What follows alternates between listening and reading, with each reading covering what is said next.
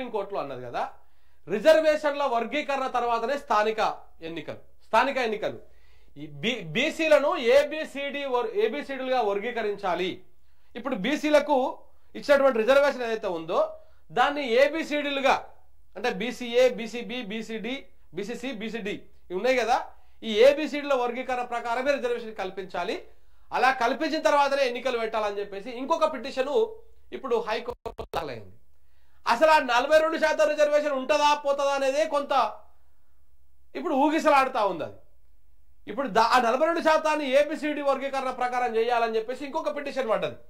ఆ తర్వాతే local body ఎన్నికలు నిర్వహించాలి. జీవో 9తో కొన్ని బీసీ వర్గాలకే ప్రయోజనం జరుగుతోంది. 42% కోటా పైన హైకోర్టులో మరిన్ని పిటిషన్లు వేసిరు. ఇంప్లీడ్ అయిన కాంగ్రెస్, బీసీ సంఘాల నేతలు. ఇది ఇంకొక డ్రామా. అన్ని పిటిషన్ల పైన రేపు విచారణ జరగనున్నట్టు తెలుస్తోంది. ఇంకా ఇప్పుడు మీకు చెప్పేటువంటి అంశము మీకు చెప్తా మిత్రులారా. ఇప్పుడు ప్రభుత్వము జీవో నెంబరు 9 తీసుకొచ్చి బీసీలకు, అంటే బీసీలు అంటే అంత గంపగుత్తగా బీసీలకు 42% రిజర్వేషన్ కల్పించింది బీసీలకు. అయితే ఇందులో కొంతమంది బీసీ సంఘాల నాయకులు ఏం చేశారంటే, ఈ బీసీలలో కూడా చాలా కులాలు ఉన్నాయి. బీసీఏ కింద కొన్ని కులాలు వస్తాయి, బీసీబీ కింద కొన్ని కులాలు వస్తాయి, బీసీసీ కింద కొన్ని కులాలు వస్తాయి, బీసీడీ కింద ఇంకొన్ని కులాలు వస్తాయి. ఇట్లా ఏబిసిడి వర్గీకరణ ఉన్నది. సో కాబట్టి ఈ ఇచ్చినటువంటి రిజర్వేషన్ ఏదైతే ఉందో 42% రిజర్వేషన్ లోకల్ బాడీ ఎన్నికల్లో, దాంట్లో కూడా ABCD, BCA, BCB, BCC, BCD ఇట్లా ఈ 42% దీనికి డివైడ్ చేయండి. దీనికి ఇప్పుడు ఇంతకు ముందుకు ఏదైతే మన ఎస్సీ వర్గీకరణలో ఏ వర్గీకరణ ఉందో అట్లనే లోకల్ బాడీలో ఆల్రెడీ బీసీలో ఏబిసిడి ఉన్నది, బీసీఏ, బీసీబీ, బీసీడీ, బీసీ ఉన్నది.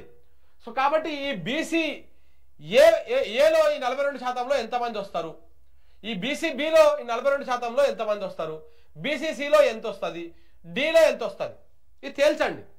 ఇప్పుడు 4 ఉన్నాయి కాబట్టి వాస్తవానికి అనుకుంటే, అంటే ఈ బీసీఏలో కొంత చాకలి వాళ్ళు బీసీఏలో ఉంటారు, కొంచెం తక్కువ అంటే వాళ్ళకు రిజర్వేషన్ ఎక్కువ అవసరం ఉంటే వాళ్ళు ఇందులో ఉంటారు.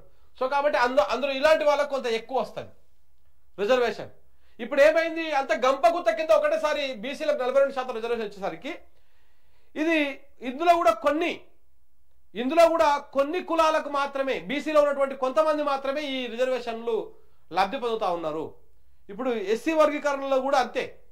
ఇప్పుడు మాదిగా ప్రధానమైనటువంటి వ్యత్యాసం ఉంటుంది. అక్కడ ఎస్సీలు అందరికి కలిపి ఒకటే రిజర్వేషన్ ఉంటుంది 15%. వాళ్ళు ఏం చేసిరు, ఈ 15% రిజర్వేషన్ని ఎస్సీలలో, ఎస్సీ అంటే ఇప్పుడు ఎస్సీ మాదిగా వస్తారు కాబట్టి మాలలు ఎక్కువ రిజర్వేషన్ని వాడుకుంటున్నారు. దాంతో వర్గీకరణ అంశం వచ్చింది. దాన్ని మాదిగా వాళ్ళ ఉపకులాలు దాని కింద పెట్టేసి ఇప్పుడు ఎస్సీ ఏబిసిడి వర్గీకరణ జరిగింది. అంటే మాలలకు కొంత తగ్గిపోయింది ఇప్పుడు రిజర్వేషన్, మాదిగలకు కొంత పెరుగుతుంది. మాదిగల కింద ఉన్నటువంటి ఉపకులాలకు లాభం అవుతుంది. ఎక్కువ జనాభా ఉన్నటువంటి వాళ్ళకు కొంత రిజర్వేషన్ పెరిగేటువంటి అవకాశం ఉంటుంది. సో కాబట్టి సేమ్ అట్లనే ఇక్కడ కూడా ఈ లోకల్ బాడీ ఎన్నికల వరకు మీరు ఏబిసిడి వర్గీకరణ ప్రకారం చేయండి.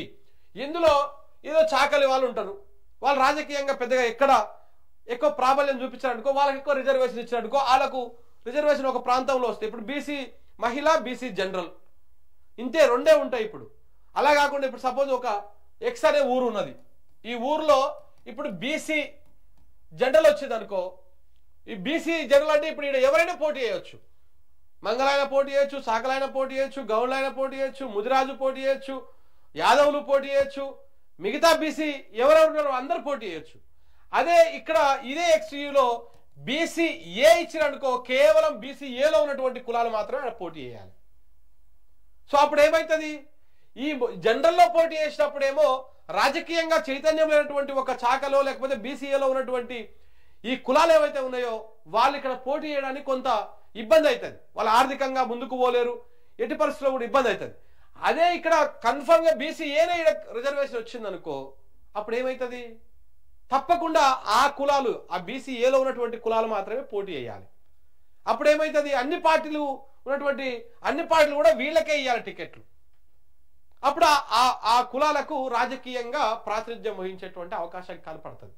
సో ఇలా కావాలి మాకు అని చెప్పేసి ఇప్పుడు ఇంకొక పిటిషను హైకోర్టులో దాఖలైంది. అసలు ఏమంటారు చూసావు, పిల్ల ఉండక ముందుగా కుల్ల ఊచి పెట్టేసింది ఆల్రెడీ రేవంత్ రెడ్డి గారు. ఆ 42% నిలబడుతుందా ఉంటుందా అది ఊసిపోయే ముక్కులకు ఉంది, తుమ్మంగానే ఊసిపోతుంది. అది ఊసిపోయే ముక్కులకు ఉన్నటువంటి ఆ 42% రిజర్వేషన్ని అది ఉంటుందా ఉండదో తెలియదు. ఇప్పుడు దాని మీద మళ్ళా ఏబిసిడీలో వర్గీకరణ జరగాలని చెప్పేసి కాంగ్రెస్ వాళ్ళే పిటిషన్ వేసారు హైకోర్టులో. ఎంత చూడండి, ఇవన్నీ కూడా అందని ద్రాక్ష కోసం ఆరాట పడ్డట్టే ఉంది కథ అంతా కూడా, కేవలం మభ్య పెట్టడానికి, ప్రజలను ఇది చేయడానికి. సో కాబట్టి ఇదంతా కూడా కేవలము ప్రజలను, బీసీ సమాజాన్ని మోసం చేసేటువంటి కాదు. ఇందులో ఇంప్లీడ్ అయిన కాంగ్రెస్ అంట, ఈ బీసీ సంఘాలంట, ఈ కాంగ్రెస్ బీసీ సంఘాలు ఇంప్లీడ్ అయినంట. కాంగ్రెస్ పార్టీ కూడా దీంతో ఇంప్లీడ్ అయింది. మరి కాంగ్రెస్ పార్టీ ఈ ఏబిసిడి వర్గీకరణ ప్రకారం ఇస్తా అంటే వద్దని చెప్పిందా ఎవరైనా? ఇప్పుడు ఈ రిజర్వేషన్లు కన్ఫర్మ్ చేసిందే కాంగ్రెస్ పార్టీ కదా. జీవో నెంబర్ 9 ద్వారా బీసీలకు గంపగుత్తగా 42% ఇచ్చి, అందులో బీసీ మైనార్టీ బీసీలు అందులోకే వచ్చి, హిందూ బీసీలు అందులోకే వచ్చి, అందరికి వచ్చి సెట్ చేసిందే ఇదే కాంగ్రెస్ పార్టీ కదా, కాంగ్రెస్ ప్రభుత్వం కదా. మళ్ళీ ఇక్కడ కాంగ్రెస్ పార్టీ ఎందుకు ఇంప్లీడ్ అయింది, దేనికోసం అయింది? ఇదంతా ఏదో ఒక రకంగా చేసి దాన్ని ఆపేసేటువంటి ప్రయత్నం చేయాలి. ఇదంతా డ్రామా.